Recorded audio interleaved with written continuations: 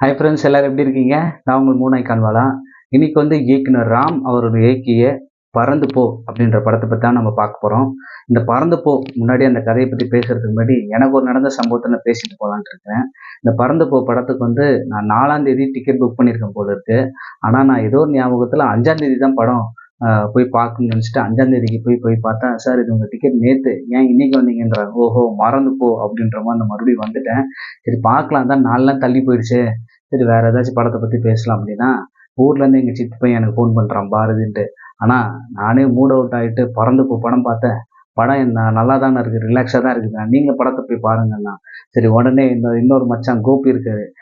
என்னப்பா பண்ணலாம், ஏற்கனவே படம் அதில் டிக்கெட்லாம் போயிடுச்சுண்ணா. நீ ஏன் நான் கவலைப்படுறேன், உனக்கு நான் ஒரு 500 போகிறேன்னு அவர் ஒரு காசு போட்டு உடனே படத்தை புக் பண்ணி நேராக விரைந்து போன படத்துக்கு போய் பார்த்தா, சிவா, இயக்குனர் ராம் அவங்களோட டீமோட படம் வந்து போய் பார்த்தா அசந்து போ அப்படின்ற மாதிரி தான் படம் இருக்குது. படத்தை பற்றி கதை என்னன்னு பார்த்தோம்னா, சிவாவுக்கும் கிரேஸ் ஆண்டனிக்கு வந்து அன்பு அப்படின்ற ஒரு பையன் இருக்காங்க. அந்த அன்பு வந்து பார்த்திங்கன்னா ஒரு ஆன்லைன் கிளாஸ் அட்டன் பண்ணுறாரு. அப்பா அவங்க டீச்சர் வந்து ஆன்லைன் டீச்சர் வந்து ஒரு கிண்டல் பண்ணிடுறாரு. போயிட்டு உங்கள் அம்மா அப்பாவை கூப்பிட்டு வரும்போது பையன் சொல்கிறான், எங்கள் அப்பா வந்து வேலைக்கு போயிருக்காங்க, எங்கள் அம்மா வந்து ஊருக்கு போயிருக்காங்க, இப்போ இங்கே யாருமே இல்லை, என்னால் இங்கேயும் வர முடியாதுன்றாங்க.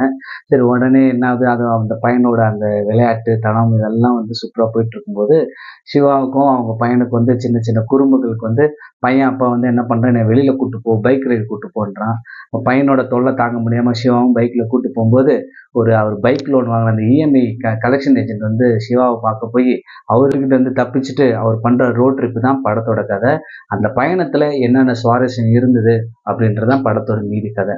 இது வந்து இஎம்ஐ கலெக்ஷன்லாம் உலகத்தில் எந்த ஊருக்கு போனாலும் கண்டுபிடிச்சிருப்பான், அது ஒரு விஷயம் கிடையாது. பட் ஆனால் அதுவும் ஒரு இம்பார்ட்டண்டான ஒரு விஷயம் தானே.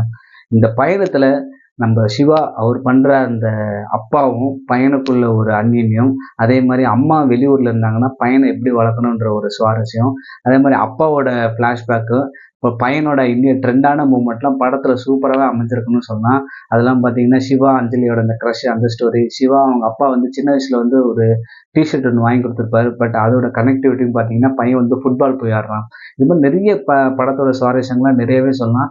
நிறைய கேள்விகள் வந்து பையன் மூலயமா வந்து மக்கள் ஆடியன்ஸ் நம்மளை கேட்குறதெல்லாம் சூப்பராக இயக்குனர் ராம் வந்து மறுபடியும் வந்து அவரோட திரைக்கதையோட சுவாரஸ்யத்தை அதிகப்படுத்தியிருக்காங்கன்னு சொல்லலாம்.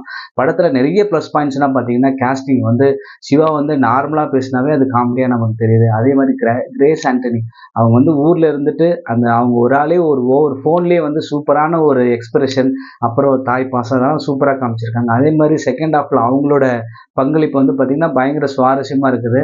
அவங்க சூப்பராக சிவாவும் கிரேஸ் ஆண்டனியோட அந்த காம்பினேஷன் சூப்பராக இருக்குது. அதே மாதிரி க்ரஷ்ஷை பார்க்க போகிறோன்ட்டு அஞ்சலி, இந்த இந்த இந்த படத்தில் வந்து அஞ்சலி வந்து சிவாவுக்கு மட்டும் க்ரஷ்ஷாக இல்லைங்க, பார்க்குற ஆடியன்ஸ் அத்தனை பேருக்குமே வந்து அவனோட க்ரஷ்ஷை ஞாபகப்படுத்திட்டாங்க. ஏன் அஞ்சலியே நமக்கு க்ரஷ்ஷாக இருக்கக்கூடாதுன்ற மாதிரி ஒரு சூப்பரான பண்ணிட்டாங்க. படத்தில் ஒவ்வொரு சீனுமே வந்து நம்ம ரசிக்கக்கூடியதாக இருக்குது. படத்தில் ஏதாவது ஒரு குறை நம்ம சொல்கிறதுக்கு இல்லை. பட் இப்போ சீக்வன்ஸ் சாங்ஸ் வருது, ஆனால் சாங்ஸில் நிறைய அர்த்தங்கள்லாம் இருக்குது. பட் அதை ஃபாலோ பண்ணுறதுக்கு முன்னாடியே வந்து பார்த்திங்கன்னா திரையில் சூப்பரான காட்சிகள் நம்மளை வந்து கடந்து கொண்டு போயிட்டே இருக்கும்போது அது மேலே அதிக கவனம் போகிறதில்ல. படத்தோட கிளைமேக்ஸில் சில நல்ல நல்ல கேள்விகள்லாம் வந்து இயக்குனர் ராம் தன்னோட குழந்தை மூலமாகவும் சிவா மூலயமாவும் நிறைய விஷயங்கள் கேட்டிருக்காங்க. கண்டிப்பாக இந்த படத்தை போய் நம்ம பார்த்தோம்னா கண்டிப்பாக நம்ம யாருன்றதை மறந்து போயிட்டு வியந்து போயிருப்போம். மீண்டும் வந்து இது வந்து பறந்து போகலைங்க, நம்ம வந்து உயர்ந்து போ அப்படின்றதுக்கான ஒரு சூப்பரான விஷயத்த சொல்லியிருக்கிறாரு. மீண்டும் ஒரு அடுத்த வீடியோவில் உங்களை சந்திக்கிறேன். நான் உங்கள் மூனாய் கான் பாலா.